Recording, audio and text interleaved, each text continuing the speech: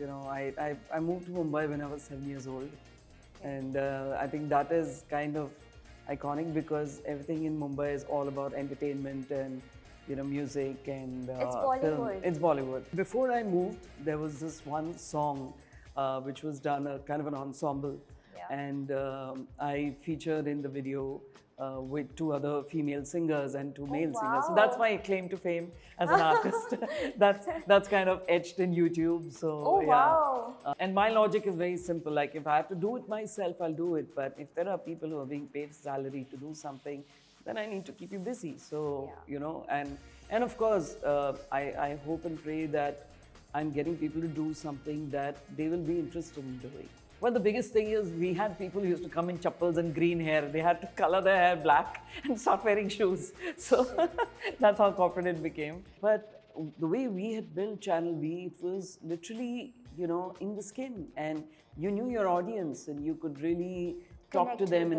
I mean, in those days, the RJs, or VJs rather, were as popular as today's Katrina Kaif and Priyanka Chopra and all these guys. And then you had people in the labels who were not musicians. They were coming from FMCG brand, brand experience. Oh. So for them it was hard selling. And it was product. ये तो product है.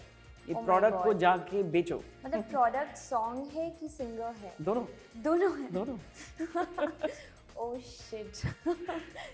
Artists have to be true to their art. If you're going to depend on technology to take you, it'll only do so far. Today there's a fear of AI coming in and taking over and, artists being replaced by AI. I think this is all stuff that should be a worrisome thing for those who are not true to their heart. And I know that because I thought I was very famous with one video. I was like, how will I walk around? People will recognize me. Nobody gave a jack shit. Sorry to use the word, but nobody can, relatively speaking. I mean, today, an Arijit Singh is supposedly charging about 3 crores for a show with 1 crore for production. Not everybody can give that, right? But if you actually see on the music that's playing in streaming, every song is an Arijit Singh song. So he's in a way justified to charge. How many people can afford to pay for that? But he's still doing a lot of shows, without doubt. Basically, this lady was trying to set up her own production house. Okay. So we were ideating on concepts that we could then go and pitch to the channels. Okay. And if we got a green light, then she would make money, I would make money. So that was the thinking at that time. But yeah, that also got me back to no job, no money. So I was self-employed. Self-employed. Self-employed with 0 income.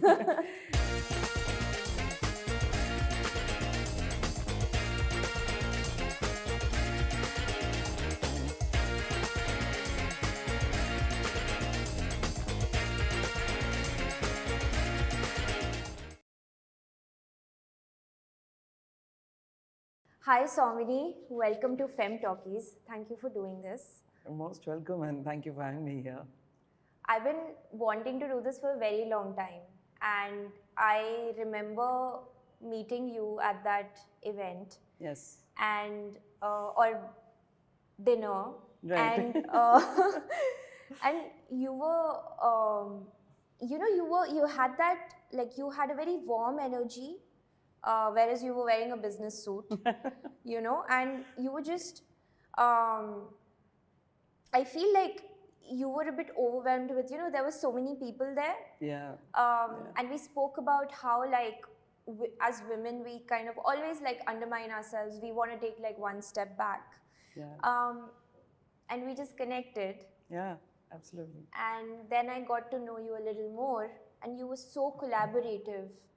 You were so helpful. Like, you were immediately, wanting to sort of find ways to, help, support, mentor in a way. Sure. So I want to know your story now. Okay. Of course, you're a senior corporate executive, the vice president at Hungama, right. Which started in 1999. Yep. And you've written a book. Yep. You've done, like, a plethora of things. I know you're very passionate about artists. So I want to know from the start. Yeah. early on, and you were a singer. Yeah. I want my audience to know you. Okay. Yes. Great. So, I moved to Mumbai when I was 7 years old. Okay. And I think that is kind of iconic because everything in Mumbai is all about entertainment and, music and It's film. Bollywood. It's Bollywood, correct. But I think music was, my mom and dad actually got married after, my father met my mother's mother at a shop where I think they had gone to buy a tanpura. So it Okay. started from that. Okay. But yeah, when I was in school, I learned classical music. That was actually my brother who kind of pushed me into it and actually pushed my parents, saying that, she should learn. So I have technically done a Visharad in Hindustani classical, Oh, but okay. I wouldn't say anything beyond that. But school was always, I was part of the choir, and even in college, Xavier's, always taking part in Malhar and trying to, be a part of the music space. So I think that just came very naturally to me. I graduated in '94, and I thought I was done with Mumbai because my mother had already moved to Bangalore. Okay. And we were just trying to figure out what next for me. And I might have landed up taking masters into statistics, or I didn't know where to go. So, I actually met this job consultant who started just asking me, what are your hobbies and what interests you? And I said, I've been singing all my life. Okay. So and I realized that academics was not really something I was so excited about. Yeah. And that's when, she introduced me to Prasad Bidappa, who is a fashion choreographer in Bangalore. So I started doing shows in his fashion shows, and then other people started calling me for, other corporate gigs. And yeah. I landed up actually doing a very big gig where I opened for Millennium and Indus Creed, who were like the biggest bands at that time. Yeah. This was in Palace Grounds. So, I had that little kind of taste of fame, as to say. And then I started working on my own demo. And there was this guy who actually offered to kind of promote me. Yeah. And he said, okay, I'll help you, make a professional demo so you can go and meet people. Yeah. I landed up meeting with Crescendo Music, Suresh Thomas. Okay. And, he heard the demo and he said, and I remember the songs I did was Chinna Chinna Aasai from Roja and Hero from Mariah Carey. So I don't know, I can't sing those songs now, but I don't know how I did it then. So I remember going into a studio and singing on minus ones and all of that kind of stuff. Wow. Suresh, said, okay, I'd like to sign you on. And he came over to Bangalore, met my mom, and still jokes that, I met your mom as if I was asking for your hand in marriage.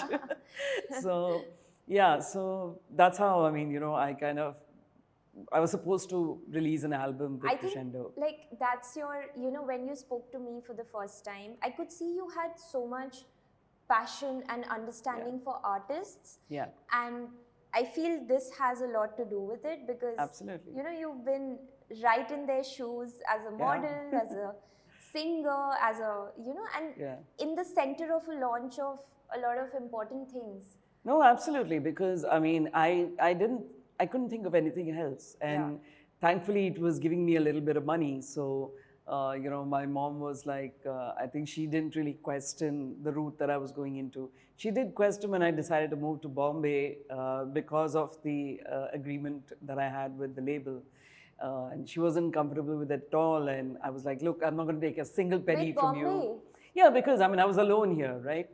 She was already, the whole family had moved to Bangalore. I'm glad it was in Delhi then, because no, Delhi to koi chance hi nahi tha. I myself wouldn't have thought of Delhi. But, when I was living in Mumbai, which was almost 11 years with my family, my life was all in South Mumbai. Because school was a place called Nana Chowk, college was Xavier's, my stay was in Reach Candy. So to me at that time, Worli used to be suburbs. Right. And this might sound like a sober person, but honestly, I just didn't have anything to do outside of Worli, so never had the reason, For sure, But when I decided to move as part of my, so the label was clear that, look, you're going to have to move to Mumbai because you got to work on the album and things like that. So I started, before I moved, there was this one song which was done, a kind of an ensemble. And I featured in the video with 2 other female singers and 2 male singers. So that's my claim to fame as an artist. that's kind of etched in YouTube. So but you won't search it by my name. It'll come as Anaida and Piyush Soni. They were the popular names at that time. So yeah, I mean, so I came down for that, and after that, I of course went back. But Suresh was very clear. Look, if you want to work on the album, you've got to move to Mumbai.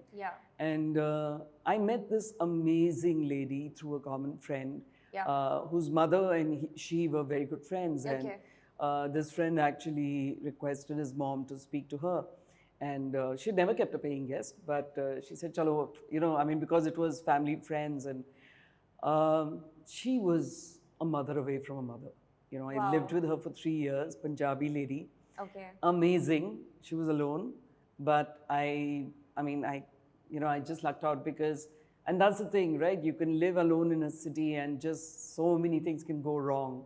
But I never faced any challenge. Never. I mean, I was safe all the time. I wasn't very outgoing at that time. So a lot of the other artists used to hang around in crescendo music just the whole day. I would just go when work was there and I would get back, you know. So you have spoken about this before also. That, you know, you've being in this kind of an industry and being an introverted person or a very private person, I would say. It does get a bit overwhelming, you know, because most people are, it's easy for most people to meet other people. And Correct. I think for me, it was a lot of not having enough confidence. I just didn't feel confident. And I was like, okay, let me just... That is very hard to believe. No, it's true. I'll tell you when confidence came to me much, much later. And I think a big part of that was being a mother. You know, the moment you have kids and the love they give you, irrespective of whatever you are and whatever you do, unconditional love. Totally unconditional. I think that is like, I think everyone who has kids should first feel blessed because everything you do is around them, you know, and you feel happy to do it. You don't feel like, oh God, I got to do it for my kids. No, it's a great feeling. And it's amazing how, like, my daughter and son now, my daughter is 20, my son is 17. And I love the way that when they call, they're like, no, speak now, you know, and I'll be like, no, I'm kind of busy. I don't care, speak now. And I love it because you want to be so needed, you know.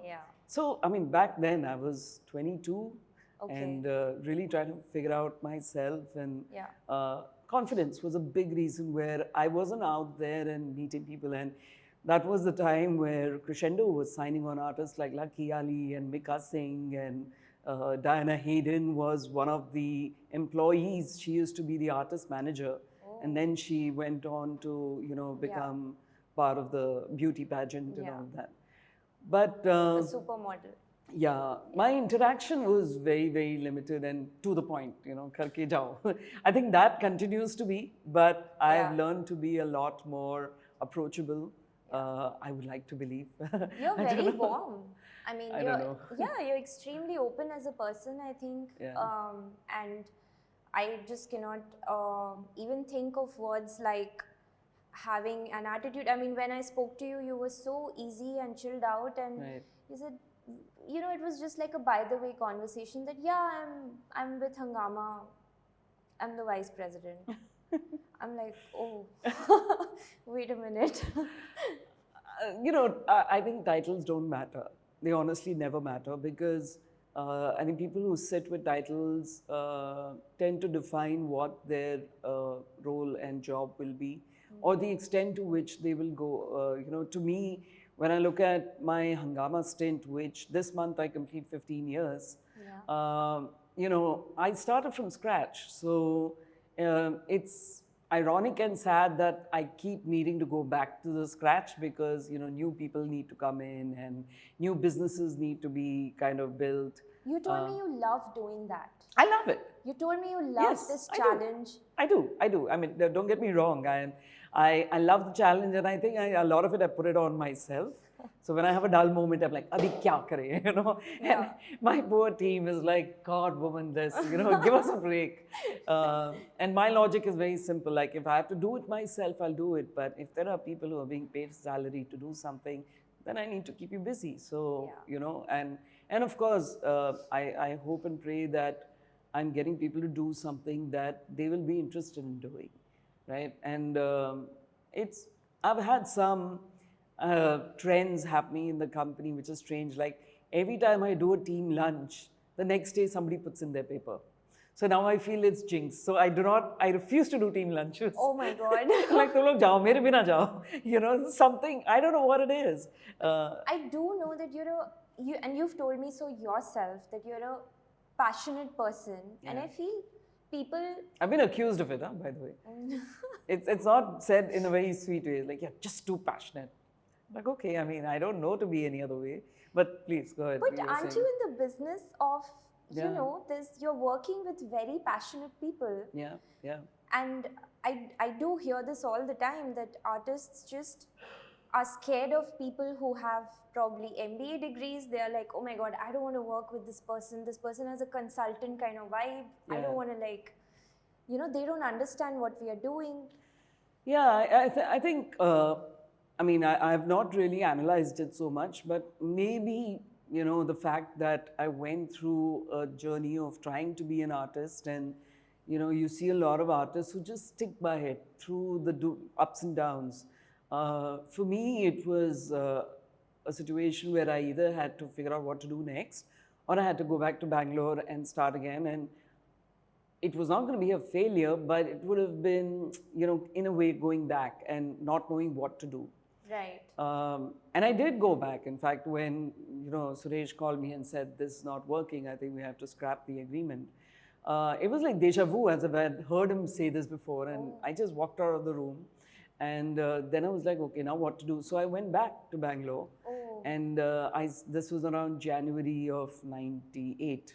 Okay. And I was trying to figure out my what to do next. And I met this Kathak dancer. Her name is Madhu Natraj. Okay. She's a brilliant Kathak dancer, but she's also a contemporary dancer. Oh. So she had formed this contemporary group called STEM. Okay. And I couldn't dance to save my life. I tried learning Kathak from her mother. But I realized I was better in the administrative side. So she put up a show in Chowdhury Memorial, and I was kind of more behind the scenes and stuff. Her husband at that time was a jazz guitarist, so he helped in making another demo. So I tried again, and this time when I met all the labels, so I again sent it out to people, and just nothing happened. And that's when I met this friend who said that तुमको Bombay आना है तो नौकरी तो करना पड़ेगा. And he had an export business which had nothing to do with entertainment, music or anything. But paisa, that's like papi pet ka sawal hai. So, So, I went over to Mumbai and I continued staying with Auntie, the lady I was staying with. And she was a doll. I mean, 3 years on stage, she didn't increase the paying guest amount by a rupee. That makes such a huge difference. Huge. And what happened was, while I was with Crescendo in that 1.5 years, they were paying me advance against royalties. So during that period, I not only got money from them, but I also got a portfolio done, and I did a little bit of acting. So I did a little bit of guest appearances. Wow. And then there was this one person, my music teacher actually, Rochna Dhanuka. She knew this person who ran an outfit for the Air India in-flight entertainment. Yes. Basically where you had to translate whatever languages you knew into English. Okay. So the more languages you knew, the better chance of you making more money.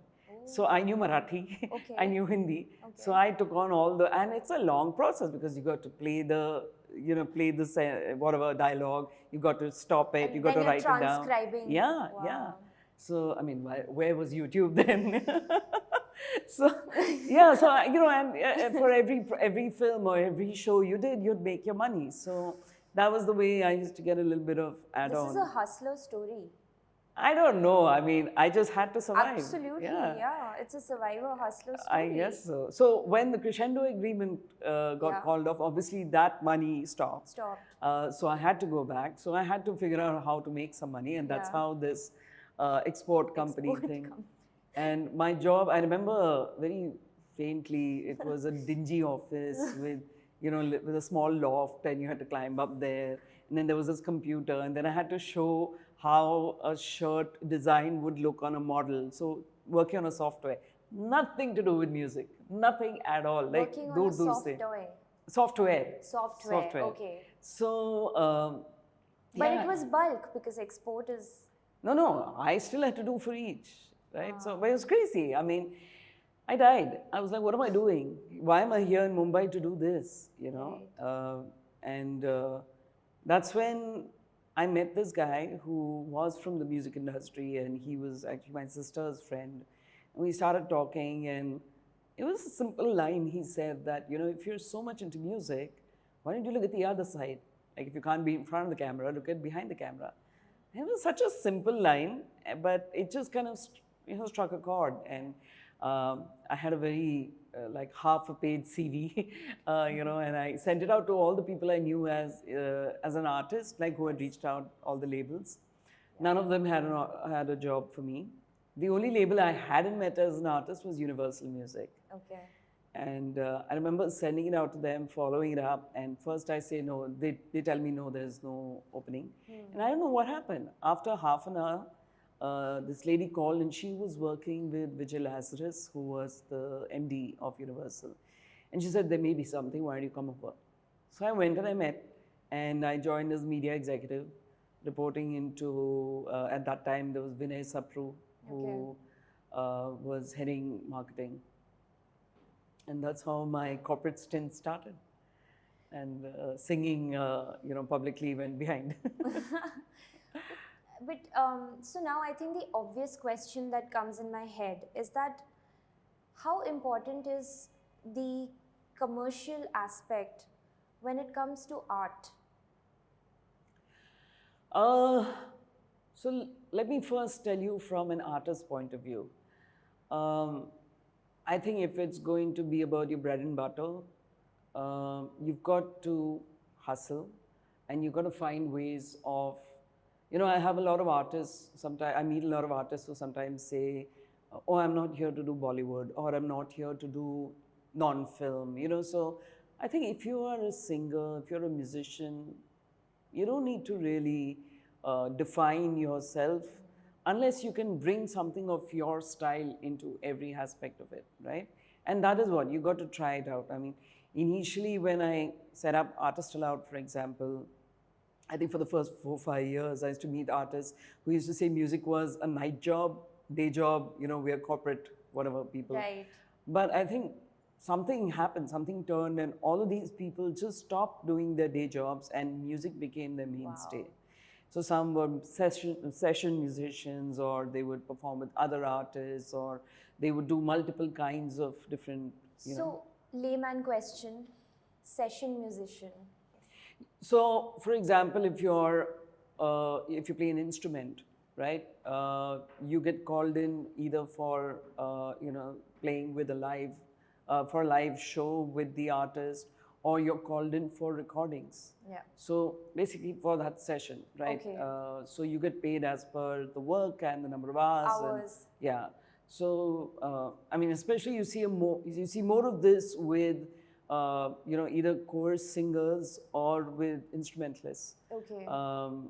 Otherwise, I mean, today if you see even in terms of playback singing, there are so many different levels of it.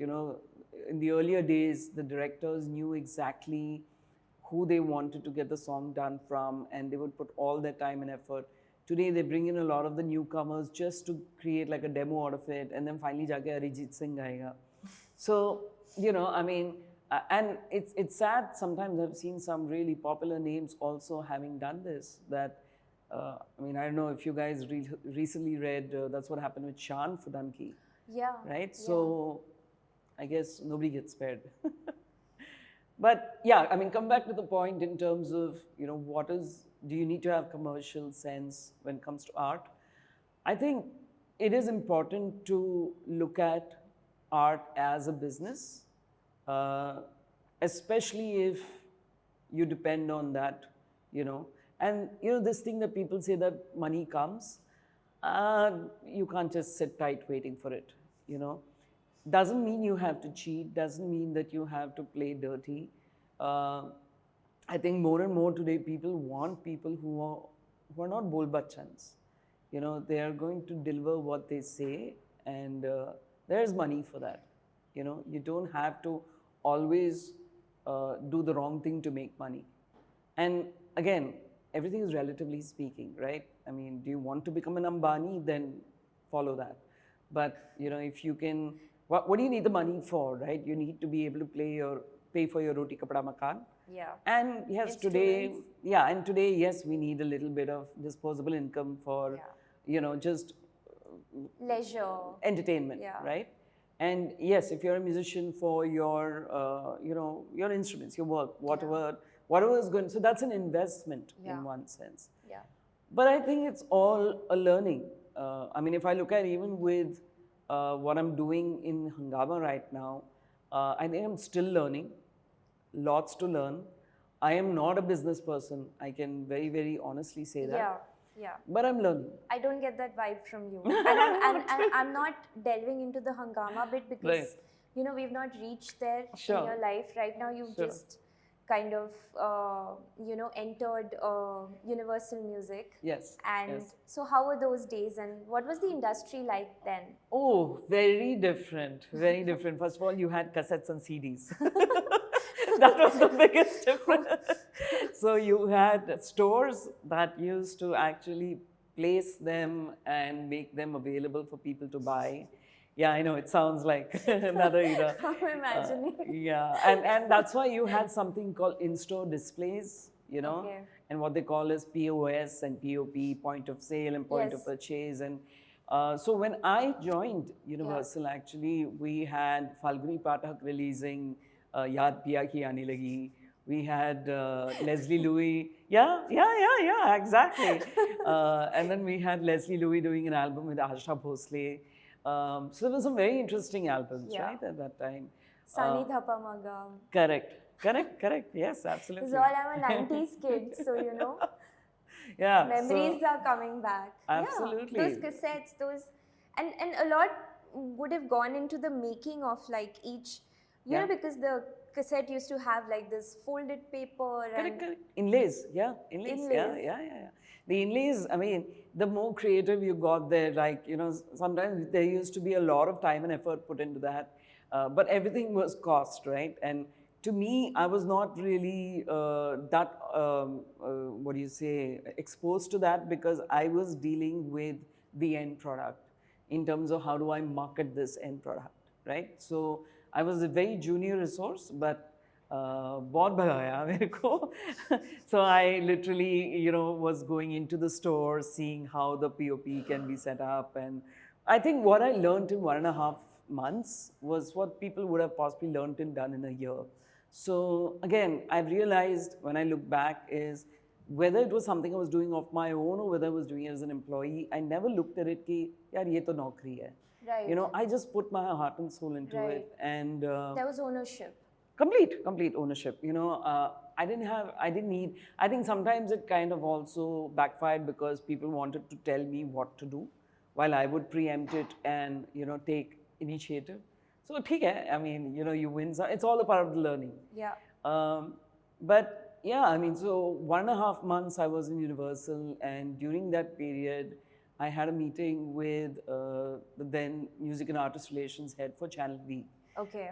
This person called Mandar Thakur. And I was sitting in his cabin wanting to talk about the artists from Universal, and he sold me why I should join Channel V. Okay. You know, and I was earning 6,000 rupees in Universal. He was offering me 3,000 more. I said, I'm taking it. Because I had to pay rent. I mean, there was a time where I was earning 5,000 rupees per month, or rather 6,000 per month. Yeah. And I had to pay 5,000 as my, you know, paying guest amount. And Although auntie never cared. I mean, she used to say, "Koi nahi, jab paisa hai de do." But you know, I didn't want to keep any money as a loan. I can imagine Bombay, like you Yeah. pay 80% of your salary in rent. Correct, correct. But I don't know how I managed. I mean, I actually had only 1,000 rupees. Of course, I traveled by BST buses and, you know, so never really, I didn't have to take train ever. I don't know how. In all my years of being in Mumbai, I never had to travel by train. Because in Reach Candy, there was no station close by, right? And when I was in when I was in college, my last 2 years, I had to move to a hostel. So my hostel was on Marine Drive, college was Marine Lines, so that's like literally a hop and escape. I think एक आध बार just for the sake of it, 2 station का train ले लिया, but that's all. That's a sober life, though. That's all. No, yeah, it wasn't so. I just didn't need to, you know. But I have taken buses galore, sitting on double-decker buses and sometimes two buses. Double-decker is so Bombay. It is so Bombay. Yeah. That was like, you know. We were so fascinated in and college. then running right in the front and sitting right in front of that. So those were like, those were great times. But so I mean, when he offered 9,000, I said, "Let's do it." And I didn't even know what he saw in me, but touch wood, he saw that I would know how to deal with artists. And my job was to engage with artists and work with them, and also work with the record labels and acquire content for the channel. So, and we were right in the midst of the 3rd Channel V Awards, which was meant to happen in Delhi. So I joined in October. If I'm not mistaken, the awards happened in December. And full madness. I mean, like in the midst of madness, because you won't believe, we had a category for, you know, consumer votes. And I remember, and my husband, who later became my husband, he was also part of Channel V. So he joined Channel V in 97. I joined in 98. And right in the midst of that awards was this whole voting thing where people had to literally, you know, put votes in a ballot. And we had 47 lakh votes that had come in. That is how, you know, the youth of that time were engaging with a channel. With music. With music, yeah. And we had Spice Girls, Def Leppard, you know, Daler Mehendi, all the top guys at that time. Everyone came for the awards and they were so actively involved. So it was a great place to be in. And then my stint with Channel V lasted for about 4.5 years. 2 years out of that was a joint venture with Star. Channel V was a joint venture. And then when Star took over in 2000, we were moved to the Star office. Which was then all corporatized, and you know, I think that unfortunately started the debacle of the channel. What do you mean when you say corporatized? Well, the biggest thing is we had people who used to come in chappals and green hair. They had to color their hair black and start wearing shoes. So that's how corporate it became. But you know, I think there was a lot of freedom in when we were separate. I think the biggest change was Star understood every channel from a marketing perspective as a very mass media approach. Hoardings and whatever was allowed in that time, which was 2000. Traditional media. But the way we had built Channel V, it was literally, you know, in the skin. And you knew your audience and you could really talk to them. I mean, in those days, the RJs, or VJs rather, were as popular as today's Katrina Kaif and Priyanka Chopra and all these guys. We used to do something called Coke V Live. Coke was the sponsor. Huge. I mean, the artists who came and performed, you know, all your indie pop, whether it was KK, Shan, Shankar, all of them, they had crazy, you know, fan following. And there was just so much of madness doing it, and yet it was so much fun. You know. Awards unfortunately didn't last after the 3rd one, again because of the commercials, and you know, then it became a TRP game, and killed it. We are the culprits who actually bought in Bollywood. So we started with indie pop, and then suddenly Bollywood saw this as a medium, and of course the landscape at which Bollywood is created, you can't compete with a non-film song. You know, the budgets became a big issue for labels. Labels then started releasing music of artists who were putting in their own money, which means the quality was, Not that great. yeah. So And if you look at the question you asked about, art and commercial, Yeah. I think that's the scare, right? And then you had people in the labels who were not musicians. They were coming from FMCG brand, brand experience. oh, So for them, it was hard selling. hard selling, and Yeah. it was product. ये तो product है. ये Oh my product को God. जाके बेचो. मतलब product song है कि सिंगर है? दोनों. दोनों है. दोनों. Oh shit. I have a very like the question just came while you were speaking about Bollywood entering that music space. Yeah. What do you think about all these? I know a lot of actors get into singing Yeah. now, Yeah. and I know that they kind of go that extra mile to train because it builds a certain profile. What is that all about? Like, what's your opinion, take? I think before the actors, it was the music directors, right? So Himesh Reshmiya, basically, I think. Oh my God. Yeah. So it's interesting because I think one director who should have had the right to sing every male song and still didn't do it was Shankar Mahadevan. He still had people like Sonu Nigam and KK and Shan because he gave a lot of merit to the voice and the actor that that the voice needs to be syncing to. But I mean, I wouldn't say that there was any agenda here. I think for whatever it's worth, it started, I mean, at least it became public knowledge that music director bhi gata hai or publicly ga sakta hai. And then if you think about it, I mean, the commercial sense makes sense. Now, when you go and start doing shows, you don't have to pay for other artists. You get the money for yourself. Your own team. Yeah, kind absolutely. of. Director bhi ga raha hai, singer bhi ga raha hai. Correct. I mean, if you see even Rahman, and slowly and surely what happened is, in the good old days, you could count the number of singers that were in the Bollywood space. You yes. would recognize the voice. Yes. And wahi tha. Now, some may say there was a lot of monopoly and others weren't getting a chance. But what's happened today is, if you have a different voice, there's a place for you. I think the biggest proof in that, and she's genuinely a brilliant singer, is Shilpa Rao. In all this collage of voices, it's amazing that you can still recognize her voice, right? So, but what is great about her is she's still got all the technicalities in, in tune. She's a trained singer. I mean, she makes singing look like it's the simplest thing. Yeah. I mean, there is not a single wrinkle in her face when she's singing songs. It's amazing. Yeah. So, but, I think what has happened with social media, YouTube and all of this coming in, and, a lot of artists not getting to release their content through the label route, at least that gap that happened, they've given themselves the opportunity to say, if, I will find my fan base. And if I have a fan, chota hi sahi, I'm happy. I'm happy. As long as they are loyal and they are Correct. genuine fans. As far as actors doing it, I think it's just technology allowing them to do it. I don't know how much of them are really, Good singers. Yeah. I mean, let's not kid ourselves, right? So I don't think they all deserve to be in that singer's title. Space. But I think the consumer decides, Yeah. If he likes it, who are we to question? I was hearing this thing called the music podcast, and I heard Arijit Singh's interview podcast, and he was saying that, मेरी जो आवाज़ है, मेरी original आवाज़ तो ये है ही नहीं.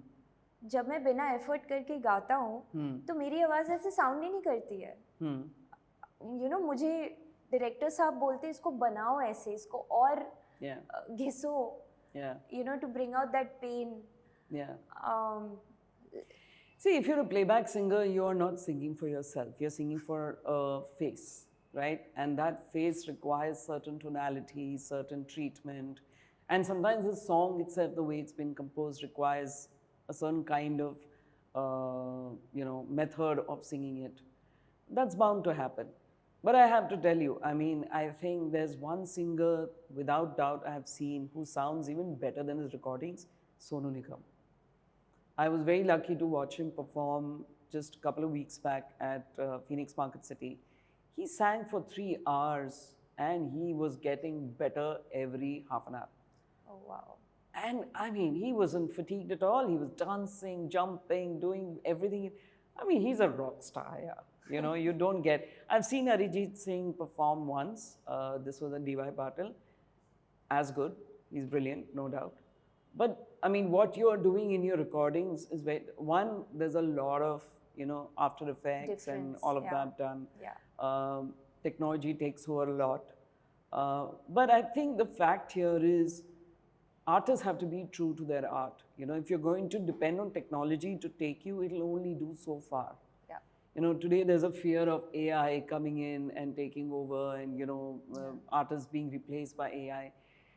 I think this is all stuff that should be a worrisome thing for those who are not true to their art. You know, if you're true to your art and you are putting your effort towards it and you're working on it, and sometimes takes two lifestyle to become maestro, yeah? You know, so people who feel, arey, main pahunch gaya hu, it's very, very short-lived. And I know that because I thought I was very famous with one video. I was like, how will I walk around? People will recognize me. Nobody gave a jack shit. sorry to use the word, but nobody cared, you know. I had to go about doing what I had to do so that I could get my salary at the end of the month and feed myself. Nobody cares. You know, it's just that, and I mean, now when I'm working in the industry, I feel a lot of people like my family, my cousins, they'll say, oh, you're working in the entertainment industry. To me, it's a job.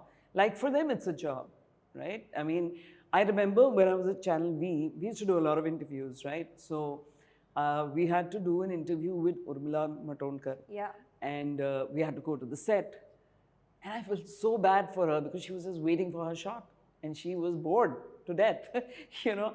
And I was like, God, I don't want to be in that place, you know? So what we see at the end of the final edit is not what they're doing. They're doing way more. Way, way more. I mean, even me sitting for like half an hour doing my makeup, I can't do this every time. Yeah, the first thing you said was, I don't know how women do this. No, I seriously don't. I seriously don't, because I have actually never been, only now for some reason, I started putting a little lipstick, and once in a while, if I remember, I'll put an eyeliner. But otherwise, I hardly even put cream, you know. My daughter will keep saying, Mama, you got to put sunscreen, you got to put this cream and that cream. And like, you know, I turned 50 this year. So if I manage to live up to 50 and survived, it's okay, you know. Now the rest is, as they say, grace period. But having said that, I think I've also realized I need to keep my health in order. And I'm constantly thinking of what will I do after retirement, which may be another 8-10 years. So I'm already thinking of what am I going to, build on the side so that I'm not starting so late. You have to. I love that. Like very few people will say that, what am I going to build after I retire? It's a very rare thing to hear.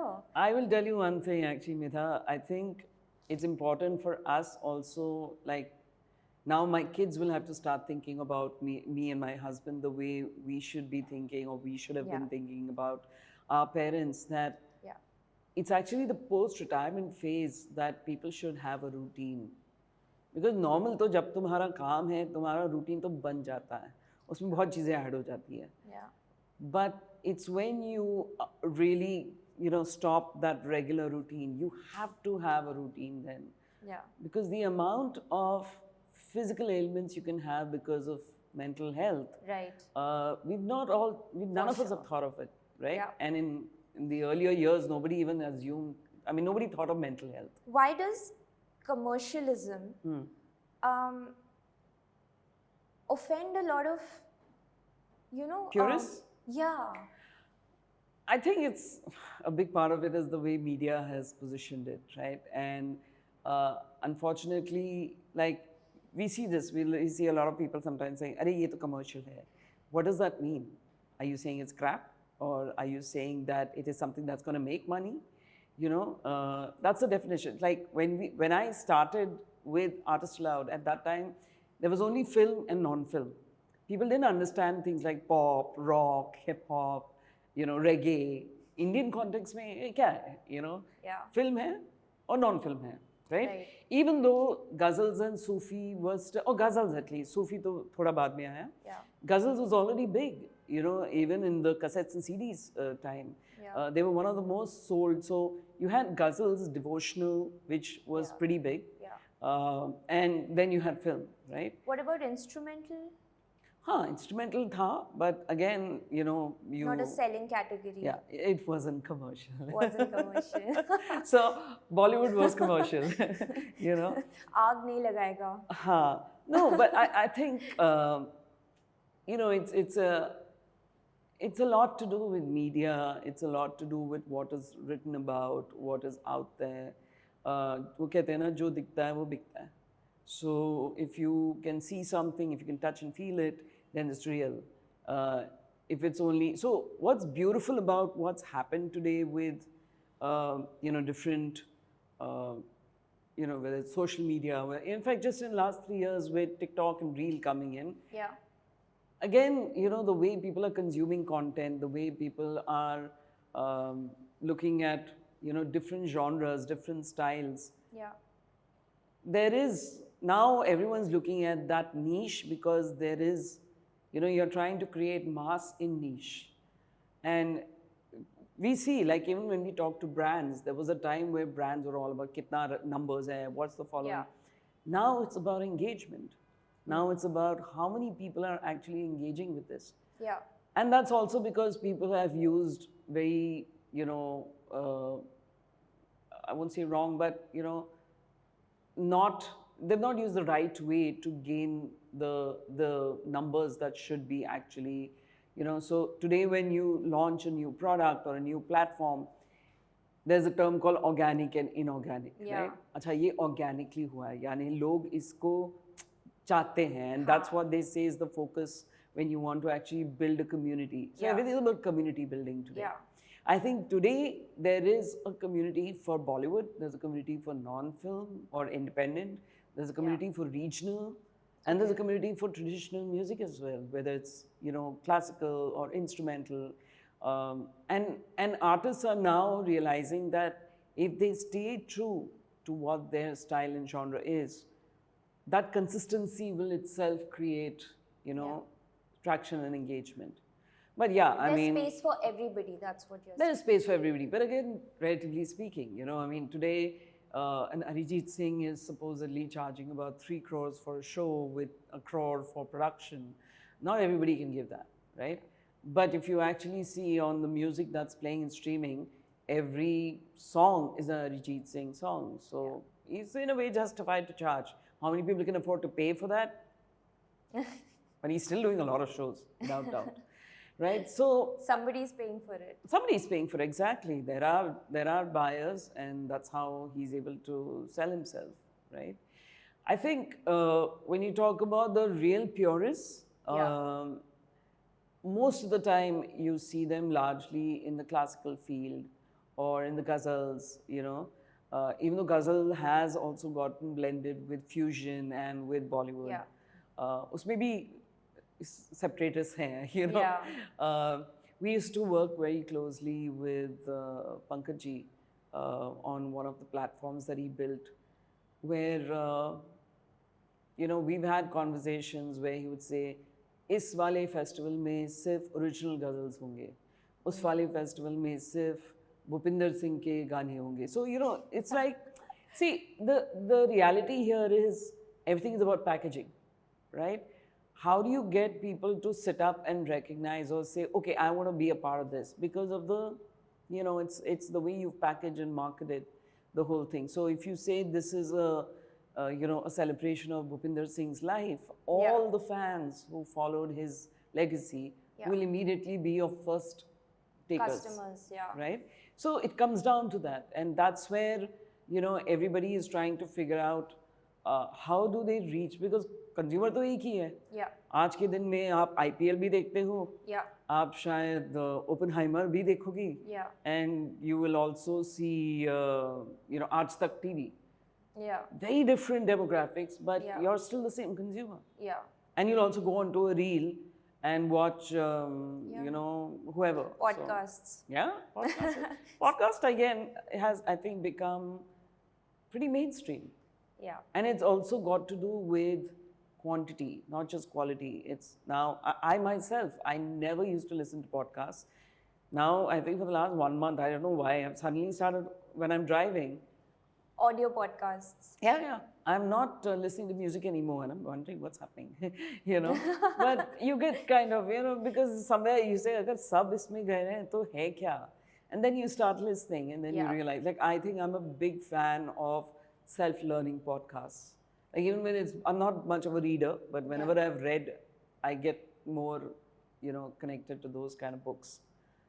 So like self-improvement and... Yeah. So, in your life journey, we were in Channel V. Yes. And we was going I keep crazy. going away. Yeah. No, I think we both keep going away, but that's the whole point, right? I Right. think podcasts are just, I love, like, I know originally podcast is just audio, but I do like the honest, frank sort of format it has. Sure. And although I love Simi Garewal's rendezvous style, Right. where she's asking a nice question and there are really good answers, but Sure. this has a different fun to it. So you were in Channel V, and then I remember, like, Channel V used to have like such interesting shows. Yeah. I think especially my generation was very into Channel V. Yep. All the time it used to be on in our house, and whenever we used to want a break from studying for our board exams, we used to switch on Channel V, and we used to aspire to have bodies like the VJs of Channel V. So true. They were like more aspiring than the actors, models. Absolutely. So then what happened? Then, and I'm asking this question in context of your personal journey now, because you already shared how the commerce came in and Correct.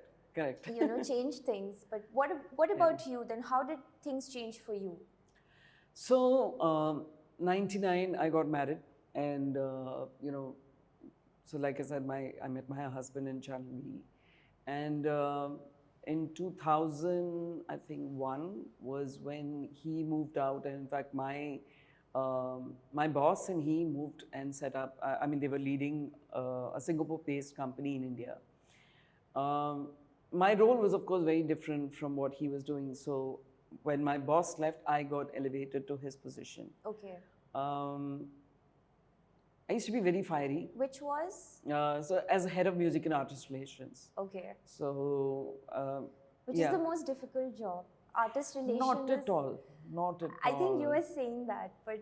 No, not at all. I think, see, also it depends.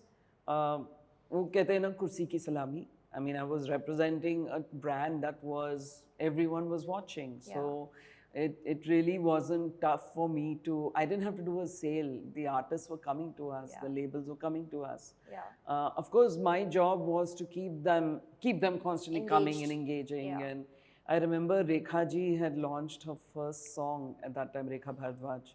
And this was through Music Today. So, there's a lot of interaction. Everyone, whether it's Euphoria, Daler Mehndi, Mehnaz, all of them. Right. They were...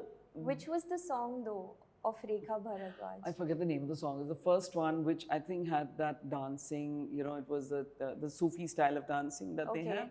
It was beautiful. It was so different. And we had Luke Kenny at that time, who was our music programmer. Yeah. And I remember him and me, and he's a darling. He's the best that Channel V ever had. Okay. So But wo bhi bechara used to get so pissed out because I had to keep a balance between quality content and relations. So a lot of times there was content that was coming that the music programming team wouldn't want to touch with a barge pole. And I would be like, "Lekho, ye so and so label se aaya hai, to karna padega." So, you know, he would land up pushing the airplay like middle in the night so that nobody will see it. Because then that's how 24-hour playing and all that started. But I think also what happened was, so I was 26 by the time, no, this was what, 2002, so I was 28. And I couldn't handle the politics. I just couldn't handle the politics. And I think some 5-6 times I called up my husband and said, I can't do this. I'm leaving. And every time he used to say, Chhod dena yaar, abhi kyun? Why are you torturing yourself? And then finally this one moment came and we had some, you know, I remember this guy who was my boss. So we were supposed to do one shoot with one of the producers in our office. So yes, you were in Channel V and you were saying that I was exhausted of the politics. And I also wanted to interrupt you, but not want to interrupt you. Sure. What do you mean by politics? Yeah. So I think there were 2-3 occasions that really got me, really flared up. And one of them was, so there was this producer who, he and me used to have a lot of, unbun for some reason. And obviously it used to get escalated to this guy who was technically our boss. And, he once says, oh, why don't you just take him out for a drink and all. And obviously, and not that I mean, it wasn't so much about being offended that I'm a woman who have to, but it just upset me to think that I have to build a rapport with someone to get the work done. Yeah. Which I think was a little naive because that is the reality. But, when somebody tells you you have to do it, I'm totally on your page here. Sometimes you just want to work with someone and not have to build the rapport. Yeah. Because it's so much effort. No, true. I mean, like I've had my brother sometimes tell me, so my brother's in the US and he says, you don't even say hello, you just get to it. And I'm like, yeah, but sometimes you just need to get to it. You don't have time, But yeah, so nowadays when I'm typing to anybody, first thing I remember is good morning, good afternoon. Like actually, thanks to WhatsApp allowing you to edit after I've sent it. Yeah, but so that was one kind of occasion. And then, on this whole thing which I said with regards to, the content that I had to get, which the programming team wouldn't want to play. And then TRP became a big thing. And especially what happened was in 2000 when we got taken over by Star, there were 2 new seniors who had come in and they changed the entire programming strategy. Okay. So we were a music channel trying to become a youth channel. And we had some 16 shows that we launched simultaneously. Okay. And I can tell you the only thing good that came out of that was the brochure. Shit. Everything else was crap. It just didn't work. It just tanked very badly. Because the focus was they went into TRPs. Yeah, because they had this. So at that time, MTV in the US had turned into a youth channel. But you can't say jo wahan pe hoga, wo yahan pe hoga, So that what do you think would have gone right with that strategy? Had you been in a deciding position now? I think launching all 16 and doing a drastic change was a bad idea. And that I think everybody agreed and realized. If you want to make a change, you need to, or even if you want to do it so drastically, your communication has to not only be on point, but even the new content you're presenting has to be really impactful. Imagine everything you were doing earlier was all around music, and suddenly you're doing, it's like how MTV got in the rodeo thingy, right? I've never seen Roadies, sorry. Roadies. Yeah, I've never seen the show, but I saw it and then I stopped it. Same difference then, Same, absolutely. Yeah. No, so I think those, there were these occasions, and I remember there was this one thing where, and I realized at that time because I was so fiery, possibly people didn't want to really engage, and that kind of created that. What do you mean fiery? I used to lose it. I used to scream, shout. I mean, so did a lot of people. Like, I think that's a very normal thing. I mean, I have to say I still do it. and Yeah. I'm calming down as much as I can, at least when I'm either made to realize or I realize it. But uh, I think for me at that Yeah. point, it just became so much. And, you Yeah. know, I didn't have a mentor who could really be by my side or would support me. And I don't know, I just, you know, made that call to my husband and he said, yeah, chhod de. So, Right. but it was a good thing because during my notice period, I conceived my daughter. So, you know, Oh. something good came out of that. And within 4 months of my being pregnant, my husband packed me off to Chandigarh. He said, यहाँ पे कोई family नहीं है. You go, either you go to your mom's or you go to my mom's.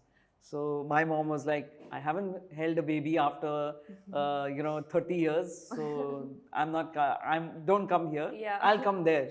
So then she came to my in-laws' place and I delivered my daughter. And, Okay. you know, and somehow that was a time where I took like a sabbatical. I mean, I meant to take a sabbatical only for 2-3 years. But that kind of extended. Then I had my second child. And so for 6 years, I didn't work per se, but I still got back into the scene, did a little bit of freelancing and continued to work with artists. You know, so again, content, artists was where my focus, and never about business, never at all about business. And, you know, even in my Channel V role, I didn't have to worry about kitna paisa. वो तो sales team का issue था. You know, it was not. Before we leave the Channel V chapter, I do want to say this, like when we used to watch MTV and Channel V. Right. Channel V was the cooler channel. Yeah. You know, absolutely. because MTV was mostly Bollywood. Yeah. And yeah. Channel V was the one which had like Linkin Park's latest song coming out, and Flip Side, and you know, Eminem. I remember when 8 Mile came out. Yes. You know, the main song, when it was launching on MTV, we were like waiting to see like the first video. Yeah. So we and also the kind of shows the VJs did, you know, with Ranveer and Vinay and you know, Leila Rose and all of them. I mean, they were iconic. Iconic. Yeah. And fun to watch, like so authentic. Yeah. Yeah. Yeah. They really engaged. Much better than the podcast hosts these days. You know, they were so like, so much energy and yeah. So this is nice. Like, so even during your like so-called sabbatical, then you were still like, you know, freelancing. Yes. So I don't remember how it started, but it was, so my daughter was born in 2003. And I had put in my papers in December 2002 rather. So she was born in September, and then for a year and a half, it was new mother, new everything. So, you know, just even to, I remember I used to fight when it came to, I didn't want to feed her by the bottle. So, you know, I was very paranoid about anybody. Like sometimes the child keeps crying, the first thing is like, bhuka hai bacha. Right. So it's like, how much time will you keep feeding the child, you know? Yeah. But so after she was born, like 3 months later, we moved back to Bombay. And 3 months later? Yeah. So September she was born, December, because I couldn't handle the Chandigarh cold. So my mother-in-law came back with me and, you know, she was obviously a big help, and, you know, I was like busy with the baby and stuff. But I had a maid who had just about joined at that time, and, you know, within a year, I kind of saw that my daughter was comfortable with her. And I said, okay, Chal, let me try getting out, you know. And that's how I then started meeting people, and I met this guy, Ben Thomas. He used to manage Sonu Nigam at that time. I don't remember how I met him, but I met him.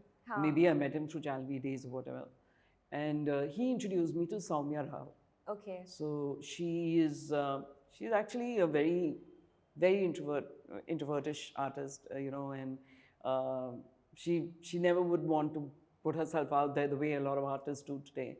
But, you know, try to work with her and look at how we can, you know, create more visibility for her. So I think somewhere that independent artist Kida started from there. You know, and she was, I mean, again, for me, it's always been first the talent, and she's got the most amazing voice. I love her voice. This was which year? This is 2004, 5. Around that period, And can you tell me some music? Of course, I'm just... So she sung for Bunty or Bubbly. Okay. And she has sung for a song. There's this song that sounds like it's Telugu words, but it's sung by Medha Mukerji. Okay. I mean, it's picturized on Rani Mukerji. So that's Okay. another song that she has done. She's done quite a few popular I tracks. love Bunty or Bubbly. Yeah. So she's, I mean, brilliant voice, Yeah. but she was never the go-getter type, right? I mean, jo aa raha hai, wahi karungi, that kind of thing. So anyway, I mean, that happened. Then I took on a project with Shankar Ehsan Loy. Okay. I worked with them for a year, just trying to build brand SEL. Okay. So each one of them had their own, you know, like, Yeah. So Shankar was popular as his own. Ehsan and Loy had built this instant karma, you know, so they had their own thing. And so different, like. Yeah, absolutely. Different genres. Correct. Yeah. So that's why it was important to see how SEL as a brand Come could be together. built. So when I joined them or started working with them, I think Salami Ishq was to be released. Okay. So I mean, that's when, you know, there was a lot of interaction. But during that period, I got pregnant again. So I got busy with that. But I also did, Euphoria had an album called Mehfooz. Yeah. So the entire deal with Saregama was something I brokered. Oh, wow. You know, so the whole legal paperwork and the whole deal, everything. So even when Pradeep Sarkar was shooting the music videos and stuff, was part of that process. I want to ask, like, before we move, because there's so many things here. You know, so when you're dealing with a record label for an artist, what are the artist's interests that you keep in mind? I think first is, I mean, in those days, it was more about what is the label going to put in terms of marketing and, you know, in those days, labels were paying for the production. So today's concept It doesn't happen now? No. Very rarely. Now it's more like you come with the master and then we'll give you our brand name, you know. Oh, wow. But they're different models. I mean, I think it's all, again, because of the commercials, right? Everybody is in it to make money. In fact, when I was signed on as an artist, the labels were only involved with selling cassettes and CDs. So whatever investment they put towards the production and the marketing, their recovery was through the cassettes and CD sales, right? Slowly, when artists started doing shows, the labels realized that hum to popularize kar rahe hain, wo jaake paisa bana raha hai apne aap mein. So then they started putting a cut of shows money. So 30%, 20%, right? Slowly, the artists started realizing that I'm getting the shows on my own and on my accord. But you know, I mean, it's always it's a chicken and egg. Like who can take the credit? So that created a lot of bad vibes. But with regards to Euphoria, again, I don't recall exactly what the deal was, but from what I remember, they were supposed to obviously produce the album and give the final master, but there was an investment from the label. Okay. And the recovery was meant to be through sales of the cassettes and CDs. So the entire deal was brokered by me. And then I was working, I think, for a little while with Shan's sister, also, Sagrika. Okay. She was trying to do some work. So these were a few projects that I did. I think it was, I mean, that was my stint, I would say, as an entrepreneur. Absolutely self-employed entrepreneur. I would say jobless. I was without a job, so I had to figure out. You know, it depends on the phase. When you have a project, you're self-employed, you're an entrepreneur. When there's no project, okay, there's no job. No. But I would say, I think the burden at that time was heavy on my husband. Because he was the only earning member. And trust me, the money you spent on 2 babies is way more than adult children. Way more. You can at least tell your son or daughter, I'm not paying for this. You can't tell your children that I'm not giving you diapers. And those are the most expensive things, right? So he literally took the entire burden. And I'm happy that my husband is a little old style, ki no, I'm the man, I will provide. So, you know, as long as you keep thinking like that, I don't have to feel guilty. But somehow, I don't know why it's always been, you know, I've always felt awkward asking my husband for money, right? So even during that 6 years, again, I've been, you know, told I have a bad memory, but I think there were times when, you know, I mean, he used to, of course, you know, give me the salary that he used to earn, and then, you know, whatever spends had to be done, used to be done from the account. But Uh, I don't remember myself ever, asking him for money. So, uh, and my mom used to always say, "What is this? Your money, my money."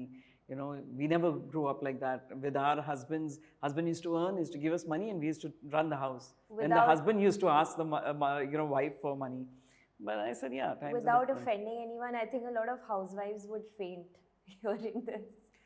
I don't know, yeah. In fact, I see a lot of housewives who've got their men wrapped around their fingers. I want to know kaise karte hain. I need to take a master class on it. Oh my God. But no, I think it's an era of, I think it's very important for someone to earn their own money and kind of survive. Absolutely, absolutely. Without that, I think, today I feel the two things that give me confidence is my kids and my job, and having had a sabbatical for 6 years, and it's not that anybody told me that I shouldn't work, it was my decision. But the truth is that when you do something, we always expect that koi to usko acknowledge kare. And we forget that the other person is also trying to hustle and figure out how to manage things. So he's not interested in your sacrifice. He's trying to figure out how do I now double up because you've sacrificed, know. And these conversations unfortunately never happen because we being the way we are as human beings, we're not open. We just keep on letting it brood in our minds. And I think it just comes to a point where, something has to give for you to make a change. And I don't know what it was or how it happened, but essentially, around September 2008, I reached out to Gajendra Singh, and I had been meeting him because of the artist I used to manage. And I said, Gaji, I'm looking for a job. He said, आ जाओ. I said, but sir, आपके timings के हिसाब से मैं नहीं काम कर सकती because मेरा बच्चा है घर में. And before anything else, I had to ask my maid, तुम रहोगी क्या 6:30 तक? So I then... Priorities. Yeah, obviously. Not my husband, my maid. She has to... Maid can't go. Yeah, so I told him, I said, मुझे 5:30 बजे निकलना पड़ेगा. He said, तुम आ तो जाओ ऑफिस पहले मिलते हैं. So that was a Sunday, and he told me to meet him at a restaurant. And we met, and I joined him on a Tuesday. And I basically joined, he had a production house of his own by then. Okay. And, I joined as an executive producer for one of the talent hunt shows that were going on at that time. And bas, I mean, that's how I got back to work in that sense. And 5:30 baje come, I used to go like, I remember a couple of times, I landed up, being in the office late, and everyone was like, "Theek hai na? Kya ho gaya? How are you so late?" But so I used to ensure that work would never suffer, even if I had to leave early. And that's always been my thing. I mean, now when I introspect, even with Channel V, and I think I drove a lot of people mad because of that, because I used to want to get things sorted before we moved to, either leaving or moving to the next project or whatever. So, and I'm not saying this just for the sake of saying, or because I had the authority. I have, in every role that I have played, I have dirtied my hands. So I know the amount of time and effort it would take to do something. And if I don't, I try to learn and then apply it, So, but everyone has their own pace and everyone has their own thing. So, so that's how I got back. No, I mean, you're the first person I'm hearing who's sounding a wee bit apologetic. I feel, about this because firstly, it's an asset for any company, when someone's like completely taking ownership and delivering. And also I feel, again, I don't want to sound very gender oriented, but I do feel like women are questioned when they, when they love working. Yes, that's true. And in my small little way, like even I have been very like, why do you need to put in so many hours? There's no need ना तुम 5 बजे बंद कर दो, 6 बजे बंद कर दो, घर आ जाया करो, घर पे time spend करा करो. Yeah, I think, to me, in fact, I keep telling the team also, and I've said this to all the people who worked with me, why should one have to make you, give up on the other? If you are able to balance it well, you can have a personal. I have traveled so much. You know, I've had the opportunity to travel with friends, with family. But work has never suffered. I have never been in a situation where I've been told, where were you? You know? Yeah. So I think if you're delegating, you've got to still be on top of it. If you're doing it yourself, look at how you can do it faster. So, and these are things that I have been able to define over the years. Period But of time. in the times when I didn't know that there was any strategy or a method to it, I was just doing it because somewhere or the other, there was always something, some reason for it. When I was working in Channel V, I needed to ensure I had a job so I could pay my paying guest amount, right? When I got married, obviously between me and my husband, we both needed to take care of each other. And it's so funny.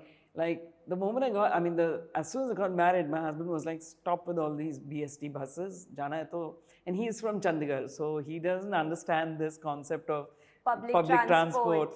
So he was like, Jana hai to auto se jao, nahi to nahi jao. So I don't know how suddenly I had the money to go buy auto.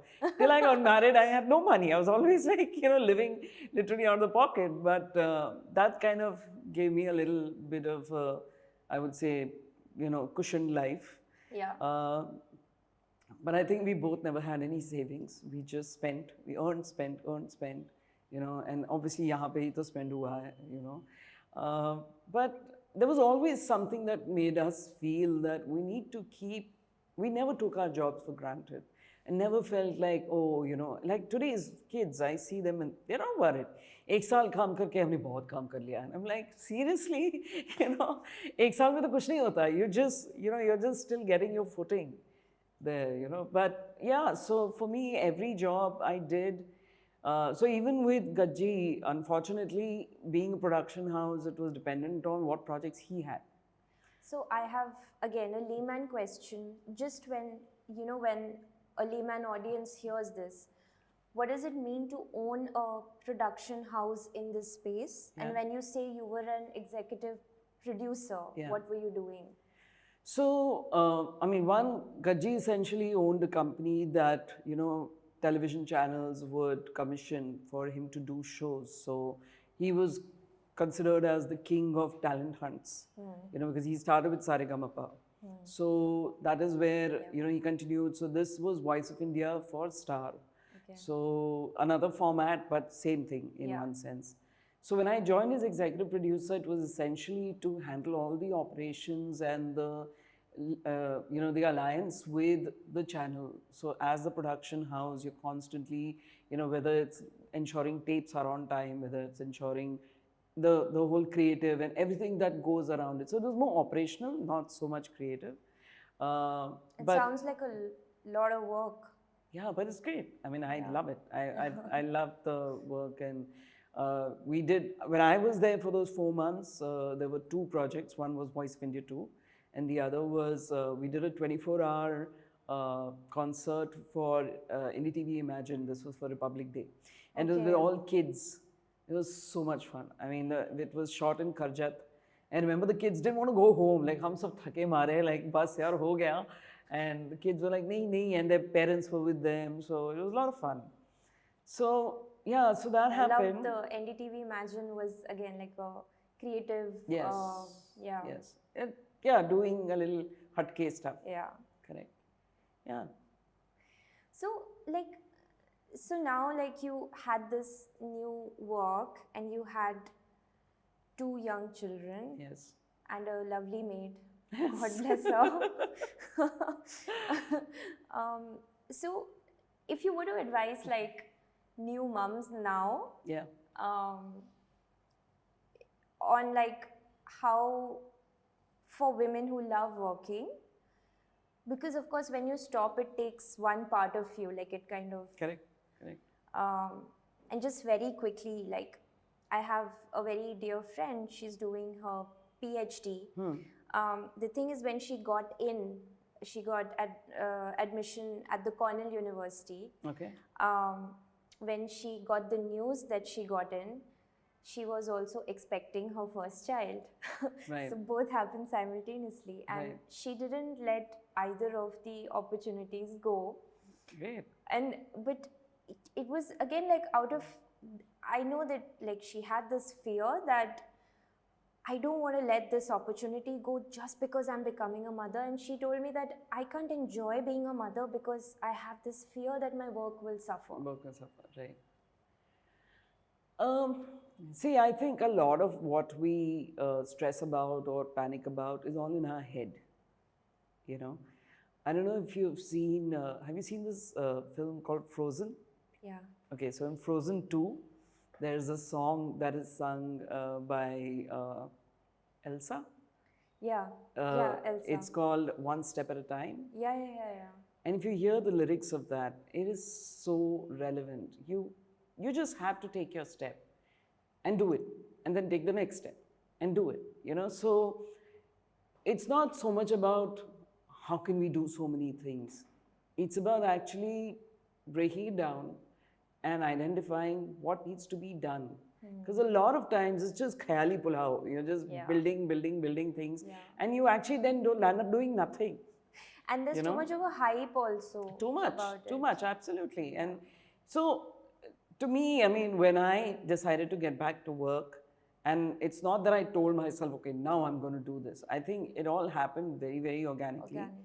But you realize when you're in it that as a mother, you're already multitasking.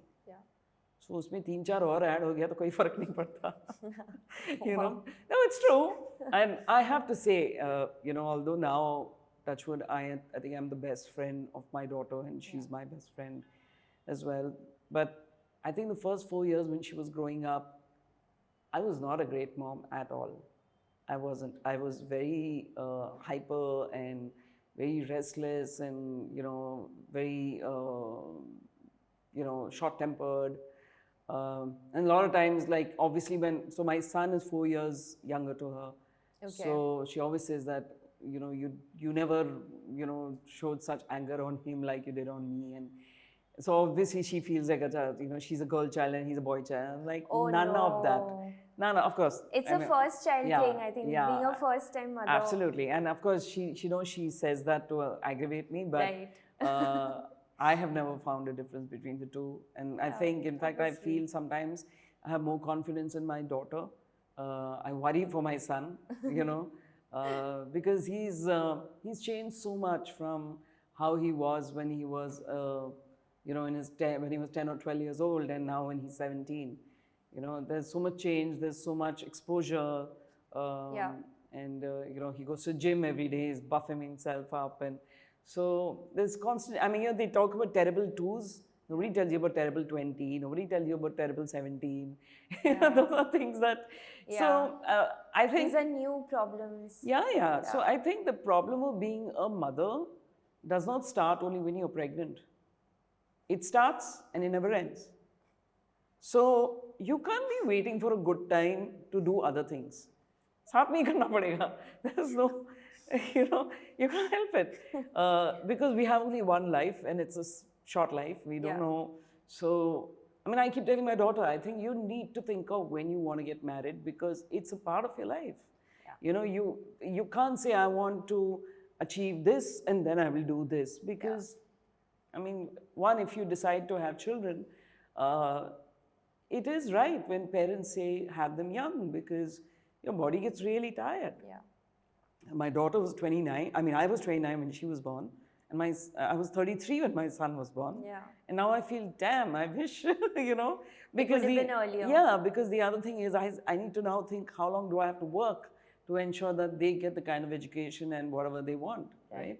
And this generation parents, unfortunately, feel that they never got anything from their parents. So they overdo for their kids.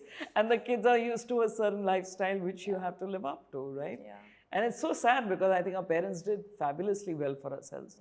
They made us independent. I look at my family. We are 4. And my dad was a government, employee. Mom was a homemaker.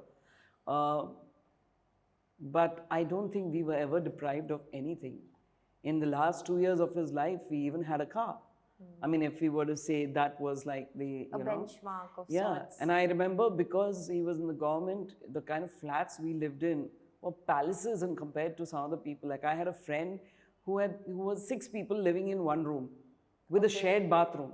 Wow. So, as in, in the floor. Yeah. So you know, it just shows that you can, you know, I mean, you can literally have any kind of a lifestyle and still be able to, you know, you define what's going to make you happy. Yeah. You know. Yeah, absolutely. I think it's become about, it's a never ending, Yeah. you know, I want this, then I want that, then I want this, then I want that. Yeah. And I was speaking with my father about my goals, and I said, you know, I just have to get this car.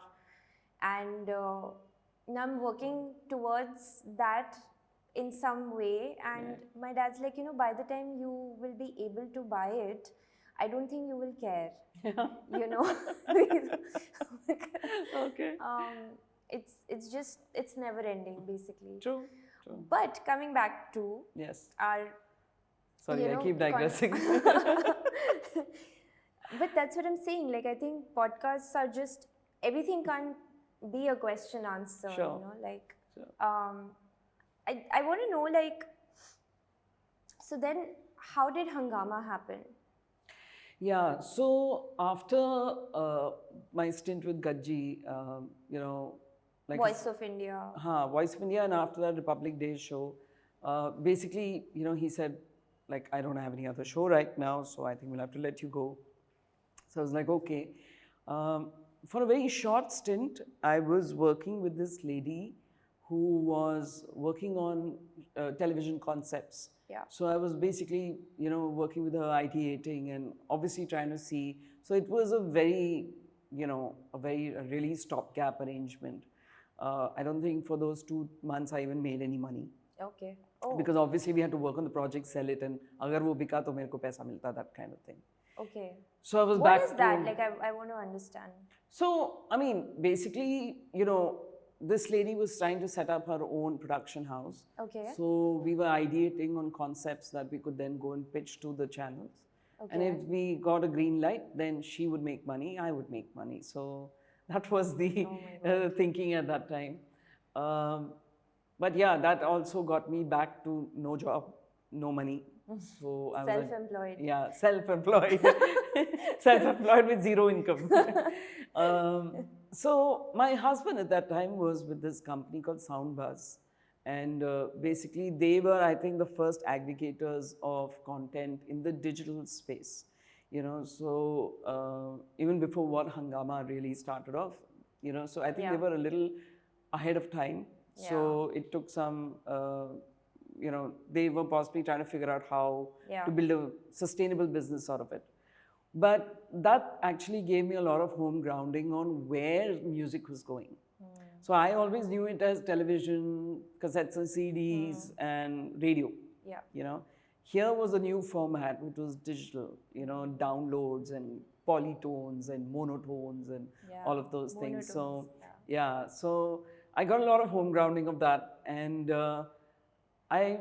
you know, my husband and me started talking, and then I started working on an idea of, because again, I knew artists, and I knew that artists were releasing their content either free or were waiting for somebody to take on, right? Because that was the gap that had happened. Yeah. Pretty much, I think, from 2004 till 2009, there were no releases only happening. Everything was Bollywood, you know?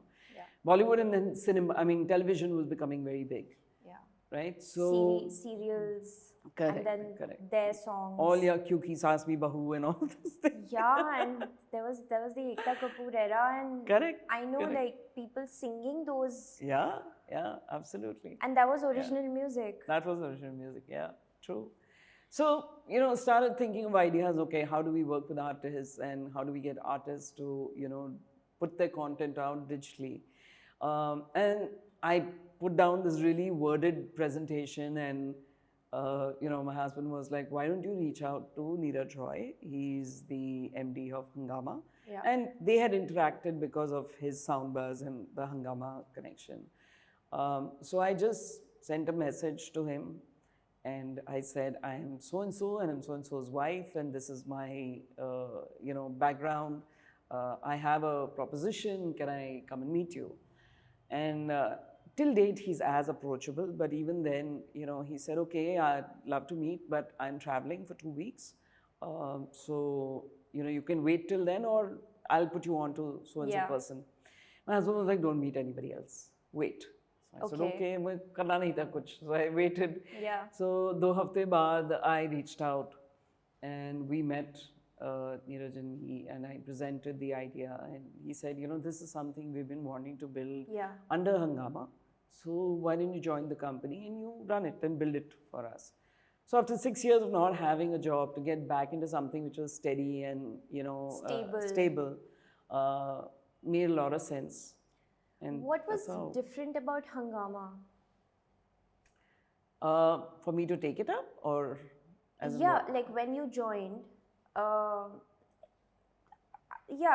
it is, of course, it includes that. Why did you sort of consider it?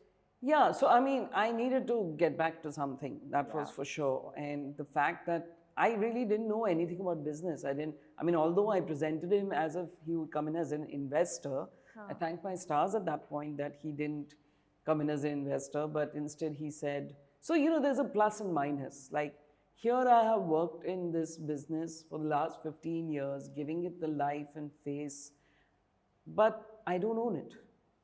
Hungama owns it, right? I have been instrumental in building it. I've been instrumental in sustaining it. It's always questionable कि कितना पैसा बनाया है. But my logic is very simple. अगर इतना नहीं बना रहा था और या value नहीं था company को, they had the opportunity to shut it down, right?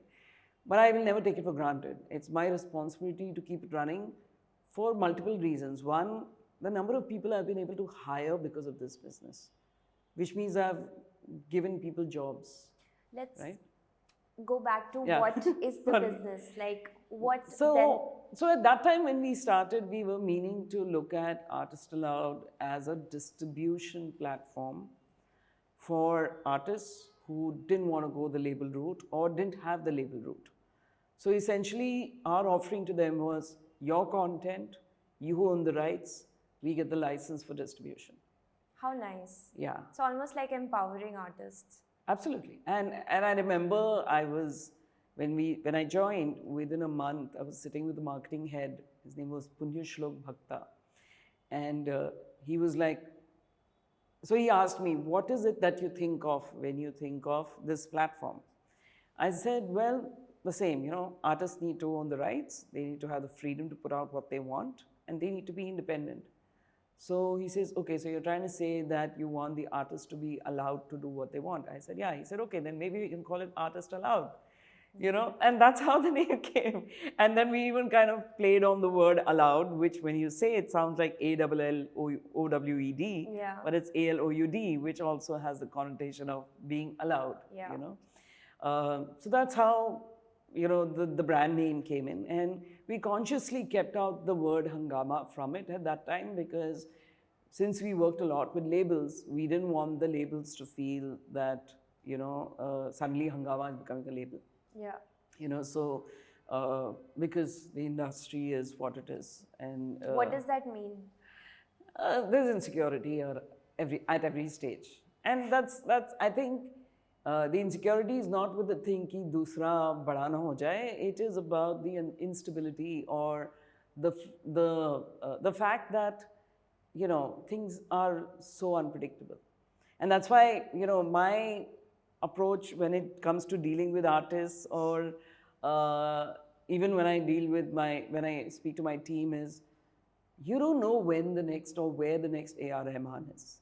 So treat every artist as and every artist thinks that they are A.R. Rahman. So what's wrong with it? When we deal with the artists, for whether they are coming out with a single for the first time or they're putting out the 15th song, it's their baby, right? And it is, if we have decided to be a part of their journey, we've got to respect that, right? A lot of people say, oh, maybe that's the artist in you, but I don't think so. I think it's just simple decency. It sounds basic, yes. Yeah, it is basic. It is, absolutely. I think a lot of, like when I was working in banking, I know a lot of people, used to think, oh, ये तो artist है, अलग type के लोग हैं. Yeah. You know, हाँ, इनकी वो तो सोच अभी भी अलग, है, अभी इनकी भी है. सोच अलग Yeah. है. Yeah. हाँ, ये तो आर्टिस्ट टाइप है, Yeah. ये तो झोला टाइप जर्नलिस्ट टाइप है. So True. after I founded this company, Yeah. like I know how to pitch. When somebody thinks like, you know, somebody's like, "Ha, so you're a journalist type," then I say, "No, I'm background is finance." So then the person gets a little okay, Right. you know, and Right. like I think we there are all these have categorizations this. of Yeah. That's a human habit. You know, you want to put everybody in a certain mold because then it's easier to kind of comprehend what things become predictable. Correct. Yeah, and we're all looking for that, right? In our own ways. I don't think you and I are looking for those things. I think we like challenges. Oh yeah. Yes, so I want to know, like, you built Artistaloud, and then how was your, I think you've always, like, from, you know, the little number of times that we've interacted, Right. you're always so appreciative of, you know, your seniors, hungama, like the environment, the work environment, and the space and freedom, I think. I don't think I would have lasted this long if Neeraj wasn't in the company. And I think he's an amazing visionary person. And what he saw in Artistaloud and continues to see is, it takes a lot of gumption and a lot of maturity to be able to recognize something when it doesn't exist or it exists with a certain amount of effort that needs to be put into it. So he's been a huge support, without doubt. I've had multiple resistance. I've had people come and tell me that, you know, there are people who want to shut your vertical down. And For what reason? I don't know. I don't know. I really don't know. I have never cared to find out. Because I'm clear that what I'm doing, as long as the MD of the company is supporting, that's enough for me. And more importantly, I think I've always been this kind who works with blinders. So, आगे पीछे मुझे कुछ idea नहीं है. Yeah. You know, I don't believe in these, what do you call the water cooler conversations. And Yeah. in fact, 9 years I spent in the company with no close friend in the company. Yeah. Not that I was trying to be unapproachable or anything, but मैं अपने ही shell में काम करती थी. But there was this one project that we did which actually had me to also interact with a couple of other departments very closely. And touchwood, that got me really close to, you know, one of the girls who's another senior. Yeah. And I love the way we both respect each other's position. We don't overstretch. We keep our distance. And it's not that we've ever spelled it out, ki bas iske aage mat jao. Yeah. I don't know. I mean, touchwood, I really respect that. And to me, that was a big reason why this year when I celebrated my 50th birthday, first I was telling my kids, you got to surprise me. Then I realized, okay, if I have to get them to surprise me, they'll have to plan it. It'll take a long time. So I told them, I said, I will tell you who I want you to invite for the dinner. You call them. Yeah. So, she was one of the people that I included, and I realized that it narrowed down to who were the special people that I wanted, for my special day. I think it's very hard to find friends in the industry, this industry especially, and because it's so competitive, so ever changing. Yeah. And also within the same organization is again a blessing because everyone's like kind of. But I've also learned, and initial days I used to be accused of being micromanaging. Then I became called as somebody who was very aggressive. Till date, I still have, my HR head said that, a lot of people leaving your team, why is that happening? So, I don't take that as much. Of course I feel bad, but I also sometimes then think maybe I need to introspect and I need to look at, is there something that I'm doing? So I believe that there's always room for improvement. Yeah. And I believe there's a lot to constantly learn. Being in a digital company and doing things digitally, you're always learning. Always learning. Yeah. I think it has a lot to do with the industry dynamics also. Like, Sure. The attrition rates is one of the highest in Yeah. the I mean, space. to be honest, I shouldn't say this, that's a bad thing to say, but I think there have been so many people that have come and gone in my team that I've actually forgotten some of them. You know, I mean, I literally have to remind myself that, oh, they were part of the team. But I'm not surprised. Like, that's how the generation is. That's how things are today. Yeah, well, I think that's a little bad. So, but yeah, I mean, I think one thing I can say for sure that whoever has come into the team, they've brought an interesting element, perspective, or they've added a new feather to the business. Yeah. You know, and they did what they could during the period they could, and you know, I think in the entire stint, I've only possibly actually myself asked 2 or 3 people to leave. The rest have left on their own, and some of them have come back apologizing, like, oh, I'm so sorry we left, and is there a possibility of coming back? And I'm like, you know, sorry, yeah, gaye to gaye. You know, we can work outside and, you know, it doesn't matter. It's a big dilemma because, for sure, because like I also joined the media space from finance, like a very stable sort of a job setup. And I think the nature of the industry is also, it helps people if they kind of change, switch, get as much experience as they can. Yeah. You know, so like I think one takes, if one is very professional and very ethical in a certain way, you take it personally that, oh my God, am I not doing something that this person didn't stay? And sometimes also with a lot of youth, you know, I've seen this, like first day they come, I'm so motivated for this. 7 days later, I feel for something else. And I'm like, what changed? I'm actually very scared of praising people. Yeah. I have seen it so often. I praise somebody and the next day something goes wrong, or next week something goes wrong. So 2 things I'm very wary about. Lunch and praise. Wow. You know, and yet I think when it comes, so lunch I have been able to sort. I don't go, I don't take. But the praise thing, I hate it if I have to be on eggshells around people. I hate it. Of course. And I don't want to be. So I will say what I have to say if I believe that that person needs to be credited. And unfortunately, I'm the other way around as well, that if you are to be you know, reprimanded, I will do it. And sometimes it's taken well. Most of the times it's not. Yeah.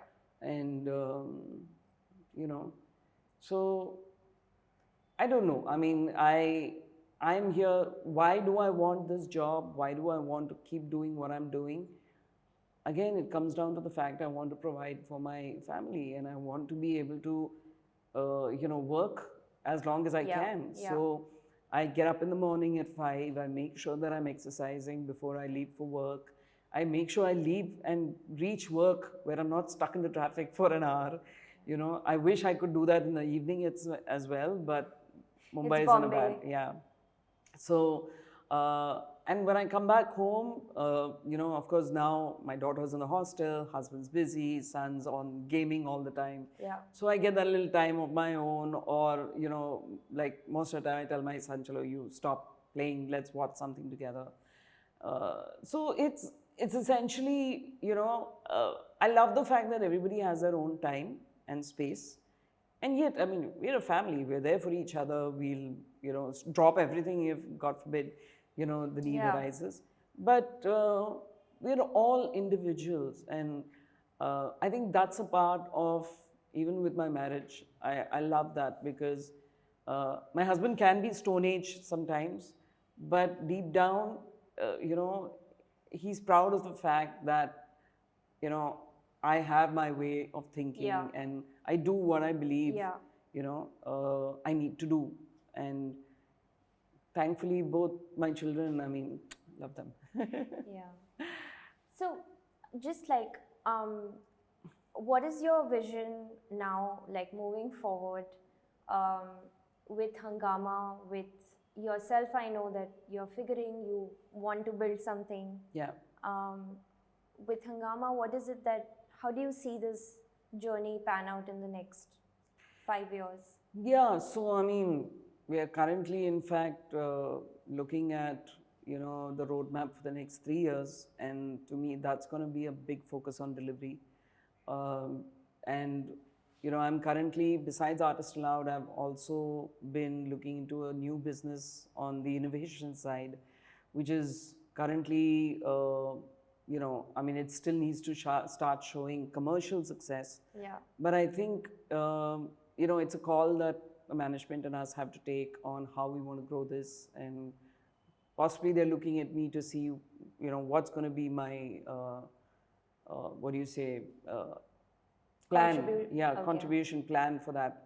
And, I could, there are two ways I could look at it. Yeah. Either I could say, I don't know how to do this, so Yeah. you decide. Yeah. Or I can say, I'm trying to do this, but you can still decide, So it actually every day is right now getting quite challenging, but at the same time, I think I need to look at things, glass half full. Right. Because look at the world around. You're constantly hearing about these many layoffs and these businesses shutting down. And absolutely. yeah, and I trust the company to a point that if there are some hard decisions being taken, it's taken because it's beyond anyone's control, right? And it comes down to whether we like it or not. Passion is not going to feed you food. Yeah. Money is going to feed you food. So you've got to be, we all have to be cognizant about that. As far as my own, agenda, whatever I do will definitely not be in competition with what I'm doing in the hungama. So obviously, I'm looking at areas which, would excite me, and wherever hungama can fit into that, great. If not, without creating any challenges there. Yeah. That's the thought.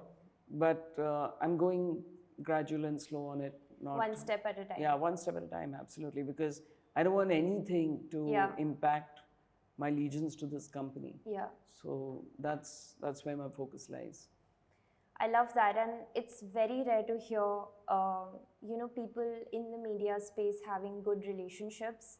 And I'm really saying this because in my space, there's this new trend of a lot of journalists starting women-centric companies, and nobody wants to collaborate or do anything with each other. There's just like a sense of deep competition. Right. So it's amazing to hear that you have so much respect for your senior, your boss, and you've always praised him so much, and it's rare to see that. Like, again, for that to happen these days is close to unimaginable. I think it's not misplaced. I mean, he's genuinely someone who has, he's ridden the tide, and I've seen him in the 15 years that I've been there. Hungama completes 25 years this year. Yeah. And there have been at least 5 or 6 situations and occasions where he's literally had to do a reboot. Yeah. Takes a lot of just mental strength to be able to do that. Absolutely. I think running a digital media company is it's not everybody's cup of tea. And he still has charged. It's funny that he says that I'm too passionate. I mean, he should say, look at himself in the mirror. That passion actually kind of bounces back on us. For at least I feel that way. When I look at him, he doesn't realize how much he's mentored me. Right. It's just watching the way he works and the way he's, and the respect he gets from people, which is amazing, because that's what you leave behind, Like when after my in-laws passed away, when I saw the number of people who came for the 13th day, that is all mattered. That is all mattered. Whatever you do, what matters is how many people are going to come, once you're gone. It's reminding me of when I went to Kyuki's office, because the friend of mine, his mentor was Sameer Bangara, And for the first time again, I saw like in a sort of a media company, how people are connected with, the founder. And if the founder's not there, how everybody was so lost. Yeah. No, he ran the show. Absolutely. Yeah, and so I can totally I can understand your feeling, and I hope this change gives rise to more media founders like that. Yeah. And I'm sure you're going to build something which is super interesting, and we'll chat about it again. Would love to. On that note, thank you again for coming. Thank you so much. So much time. Yes. I didn't feel the time at all. I think I was just enjoying the conversation. Yeah, absolutely. It felt so nice. Yeah, same here. It felt nice to reminisce the journey. Yeah, it was amazing, and there was so much learning for me while listening to your story, for sure. Thank you so much.